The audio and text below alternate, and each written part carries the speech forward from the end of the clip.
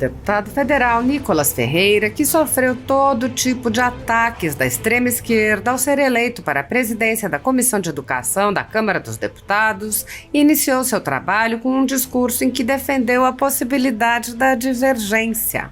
Ele apontou que, apesar das diferenças ideológicas entre parlamentares, há problemas reais da vida dos estudantes e educadores que precisam ser enfrentados. Nicolas Ferreira mencionou os baixíssimos níveis do Brasil em exames internacionais como o PISA e lembrou que o país tem um orçamento maior para a educação do que muitos outros países na OCDE. Nicolas disse: gastamos muito e gastamos mal. O deputado disse: meu papel é de ser condutor. Gostaria de ser debatedor, mas recebi esta missão.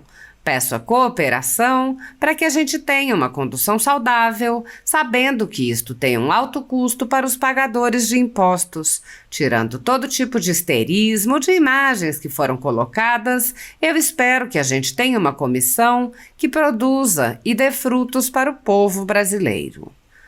A deputada Adriana Ventura, ao encaminhar o voto em um requerimento para convidar o ministro da Educação de Lula, comemorou a iniciativa apontando: realmente está faltando diálogo. Ela disse: o Plano Nacional de Educação precisa ser debatido e debatido como se deve.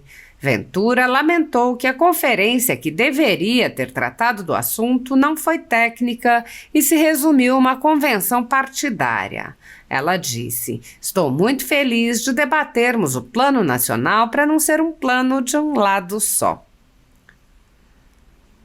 A ditadura da toga segue firme. O Brasil tem hoje presos políticos e jornais, parlamentares e influenciadores censurados. A Folha Política tem toda a sua receita, gerada desde 1º de julho de 2021, confiscada por uma canetada do ministro Luiz Felipe Salomão, ex-corregedor do TSE, com o aplauso e o respaldo dos ministros Luiz Roberto Barroso, Alexandre de Moraes e Edson Fachin. Todos os rendimentos de mais de 32 meses de trabalho do jornal estão sendo retidos sem justificativa jurídica. Anteriormente, a Folha Política teve sua sede invadida e todos os seus equipamentos apreendidos a mando do ministro Alexandre de Moraes. Mesmo assim, a equipe continuou trabalhando como sempre, de domingo a domingo, dia ou noite, para trazer informação sobre os 3 poderes e romper a espiral do silêncio imposta pela velha imprensa, levando informação de qualidade para todos os cidadãos e defendendo os valores, as pessoas e os fatos excluídos pelo mainstream, como o conservadorismo e as propostas de cidadãos e políticos de direita. Se você apoia o trabalho da Folha Política e pode ajudar a evitar que o jornal seja fechado, pela ausência de recursos para manter sua estrutura, cumprir seus compromissos financeiros e pagar seus colaboradores, doe qualquer valor à empresa Raposo Fernandes por meio do Pix, cujo QR Code está visível na tela, ou por meio do código ajude@folhapolitica.org. Caso não utilize Pix, há a opção de transferência bancária para a conta da empresa Raposo Fernandes, disponível na descrição deste vídeo e no comentário fixado no topo. A Folha Política atua quebrando barreiras do monopólio da informação há mais de 10 anos e, com sua ajuda, poderá se manter firme e continuar a exercer o seu trabalho. Pix ajude@folhapolitica.org. Assista. Antes de entrar para a ordem do dia, eu gostaria de dar boas-vindas a todos, desejar um bom trabalho. Nós sabemos que a eleição foi um pouco conturbada, mas eu acredito que o meu papel aqui como presidente é tratar da melhor forma possível, tanto a oposição quanto posição. Eu vejo que nós temos divergências, digamos, de ideias. Isso é saudável. Eu acredito que todos nós precisamos realmente ter divergências. Quando nós todos estivermos concordando com a mesma ideia, aí de fato que as coisas estão estranhas. E a educação no Brasil precisa ser colocada em primeiro local, acima mesmo das nossas próprias, muitas vezes, convicções, porque nós temos dificuldades muito grandes, deputado Ottoni, no Brasil. Nós ocupamos rankings horríveis internacionais, como por exemplo o PISA, 53º lugar. O Brasil ele investe 6% do seu PIB na educação, mais inclusive do que os outros demais países da OCDE, que investem 5,5%, e isso gera um questionamento, né? Nós gastamos muito e acabamos muitas vezes gastando mal. Então nós precisamos ver, diagnosticar o que está acontecendo. Existem diversas pautas esse ano importantes para todos, como por exemplo, né, o próprio Plano Nacional de Educação. Nós temos também aí o novo ensino médio, o relator será o Mendonça Filho, que inclusive já foi ministro e fez a reforma em 2017. Então há muito trabalho.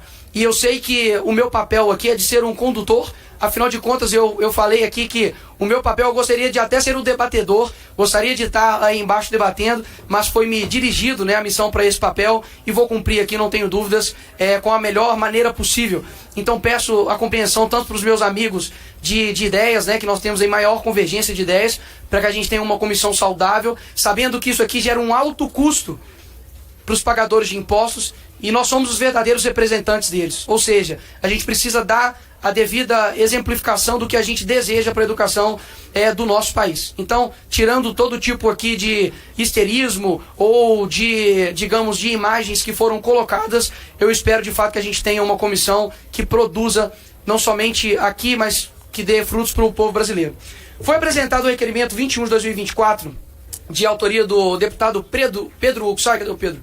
Deputado Pedro Uxai e outros, que solicita convite ao senhor Camilo Santana a comparecer a essa comissão a fim de expor suas iniciativas, planos e projetos para 2024. Questiono se podemos incluí-lo por acordo. Podemos, senhor deputado? Podemos? Presidente. Senhor presidente, eu quero subscrever esse... Senhor presidente, também quero subscrever, por favor. Que deseja subscrever, por gentileza? Deputada Alice da Mata. Presidente, se puder já ler aqueles que já são coautores, por favor. Perfeito, deputado Para que a Tarcísio. gente não precise levantar a mão. Lerei agora. Eu sugiro que você coloque a comissão inteira como coautor, porque todo mundo quer subscrever o convite para o ministro. Queria justificar Podemos... o requerimento. Posso justificar? Claro, com certeza. Por gentileza, a palavra, Pedro, deputado Pedro. E que acredito que podemos encontrar uma construção política aqui de toda esta comissão. Nós, todo ano legislativo, quase que é de praxe aqui, convidar um ministro da educação para apresentar as propostas, as perspectivas da educação brasileira, não só do ponto de vista do diagnóstico, mas do que se pretende fazer, do que se pretende realizar neste ministério. E, portanto, quando juntamente com mais 15 deputados subscreveram este requerimento, é no entendimento de já colocar as grandes pautas nesta comissão. O Sistema Nacional de Educação, ele é necessário, ele é imprescindível, que vai dar as diretrizes para todos os entes federados desse país construir uma política nacional que dirige para onde a gente quer este país. Segundo lugar, o Plano Nacional de Educação. Depois, dia 25 de junho, encerra os 10 anos de Plano Nacional de Educação. A partir daí, teoricamente, não teríamos um plano em vigor. Portanto, nós temos pressa, nós temos necessidade de avaliar o atual plano nacional, o que conquistamos, o que não conquistamos, as metas que atingimos, as metas que não atingimos, e projetar um novo plano nacional. E cabe a esta casa, o Congresso Nacional, deliberar, e não tem como não ser esta comissão a primeira a debater, a dialogar, a discutir com o Ministério, porque é o Ministério que vai tomar a iniciativa. Nas próximas, provavelmente o dia que ele estará aqui, já o Plano Nacional já estará aqui nas nossas mãos para dialogar e debater. Como o próprio ensino médio, que está aí presente para nós deliberar, não vai ser mais no âmbito desta comissão, mas o debate que está acontecendo, e é possível que já na próxima semana a gente discuta isso. Como demais temas que expansão dos institutos federais, expansão das universidades públicas, todos os programas, e acredito que aqui a gente poderia, além dos 15 deputados, outros colegas aqui subscrever esse requerimento como entendimento político da vontade do nosso governo, da vontade do ministro Camilo Santana de fazer-se presente aqui nesta comissão para discutir o futuro do nosso país a partir do futuro da educação brasileira. Então é nesse sentido que justificamos a proposição extra-pauta, como iniciar a boa vontade e a decisão política da nossa bancada, do governo, de fazer esse convite ao ministro, e queríamos que fosse somado aqui com os demais deputados, inclusive da oposição. Perfeito, obrigado, deputado Pedro. Excelente iniciativa, não só sua, como a do governo, pautar e mostrar essa presença, né, do ministro aqui. Conversei ontem brevemente com uma pessoa da equipe do ministro Camilo Santana, que demonstrou a sua vontade também em estar aqui presente. Então, eu pergunto aos demais se podemos incluir todos, como foi a proposição aqui da deputada Adriana, de todos serem subscritores. De acordo? Perfeito. Requerimento número 21/2024 do senhor Pedro Ukzai e outros, de todos, na verdade, agora, que requer a formalização de convite ao senhor Camilo Santana, ministro da Educação, a comparecer a essa comissão, a fim de expor suas iniciativas, planos e projetos para 2024. Para encaminhar a favor, concedo a palavra ao autor do requerimento, que já falou. Se alguém deseja também encaminhar, abro agora a palavra. Deputada Adriana e deputado Zeca. Obrigada. Primeiramente, presidente Nicolas, eu te desejo muito boa sorte na condução dos trabalhos, muito equilíbrio, porque essa comissão realmente, como você já falou, é a comissão mais importante, na minha visão, desta casa do Brasil. Eu fico muito feliz com iniciarmos com esse convite para o ministro Camilo Santana, principalmente um convite feito por todos os parlamentares, porque realmente está faltando diálogo. Então eu acho que é uma abertura necessária, que fico feliz que tenha sido feita no primeiro dia da sua presidência, porque o Plano Nacional de Educação precisa ser debatido. Precisa ser debatido como se deve. E o jeito que se deve, todos sabemos. É pegando o plano que foi feito em 2014, olhando que os 56 indicadores, só 5 foram cumpridos, né? Então a gente tem que ver por que não foram cumpridos, quais não foram cumpridos e qual é o caminho que vamos fazer para cumpri-los. Porque, infelizmente, a conferência que precedeu, que deveria tratar desse assunto, não tratou de dados, de indicadores, e o debate não foi técnico. A gente viu convenções político-partidárias apoiando o Hamas e outras coisas más. Eu não quero polemizar hoje essa reunião, mas eu estou muito feliz que a gente possa debater o plano nacional para não ser um plano de um lado só. Porque é isso realmente o que aconteceu com a CONAI, do jeito que foi feita. Tanto assim que não teve representante da oposição na CONAI. Isso também é fato. Então, eu fico feliz. Quanto ao Sistema Nacional de Educação, eu discordo, eu acho que a gente tem que fazer um debate aqui. A gente aprovou numa comissão da educação às pressas um Sistema Nacional de Educação que não teve devido debate. Tem outros projetos de lei, vários outros de vários deputados.